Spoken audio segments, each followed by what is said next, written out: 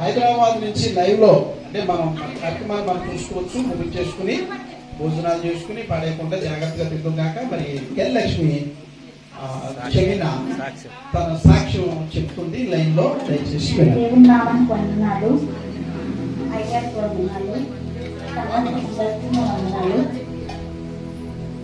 మా అమ్మగారికి 24 తారీఖున పుట్టినరోజు తిన్నట, అందుకని ఆదివారం చర్చిలో భోజనాలు పెట్టుకోవాలని చెప్పేసి అనుకున్నాం. కానీ ఈరోజు భోజనాలు పెట్టుకోవడం జరుగుతుంది.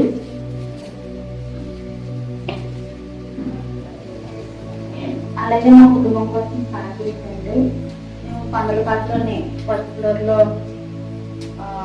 ఇల్లు వేసుకుంటున్నామండి, కట్టుకుంటున్నాము. అది ఎరంటకం లేకుండా తెలుగులాగా అందరూ ప్రార్థన పెట్టండి. మా ఆయన గారు జాబ్ నిమిత్తము ఆయన జాబ్ మారాలని చెప్పేసి అనుకుంటున్నారు. జాబ్ మారాలన్నా ప్రార్థించండి.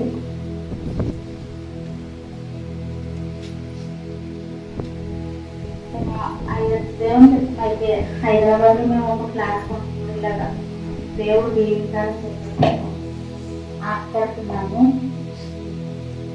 అలాగే మాకు 2వ సంతానం కోసం కూడా ప్రార్థించండి.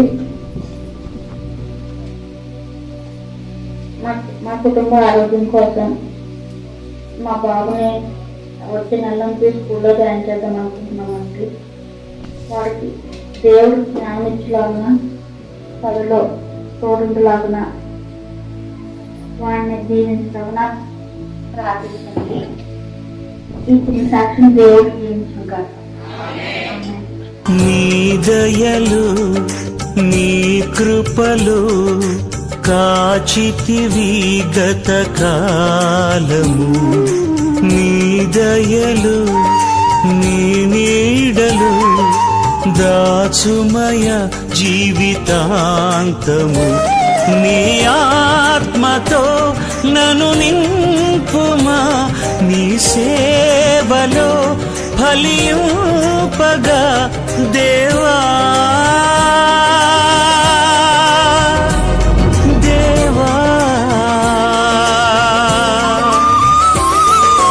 నీ దయలు నీ కృపలు కాచితివి గత కాలము, నీ దయలు నీ నీడలు దాచుమయ జీవితాంతము.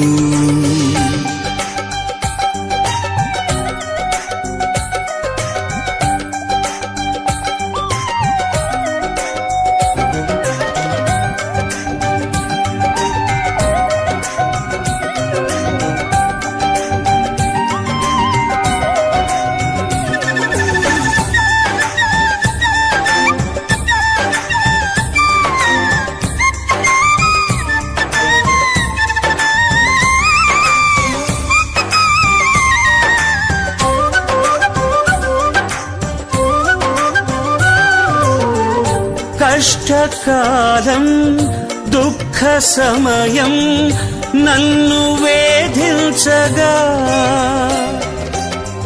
ప్రాణహితులే నన్ను విడచి వెలిగనను చూడగా,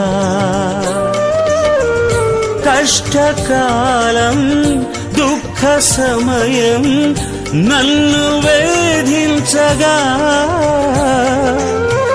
ప్రాణహితులే నన్ను విడచి వెలిగన్నను చూడగా, ఓదార్పువైనా చెంత నీవే ఉండినావు, నా కన్నీరు నీ కవితలో రాసి ఉంచినావు. ఓదార్పువైనా చెంత నీవే ఉండినావు, నా కన్నీరు నీ కవితలో రాసి ఉంచినావు. ఏమి అద్భుత ప్రేమయా, ఏ రీతి పాడనయా.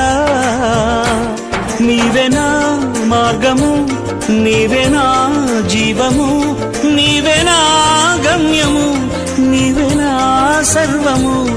నా మనసు తీర నిన్ను పాడి పొగడెద దేవా.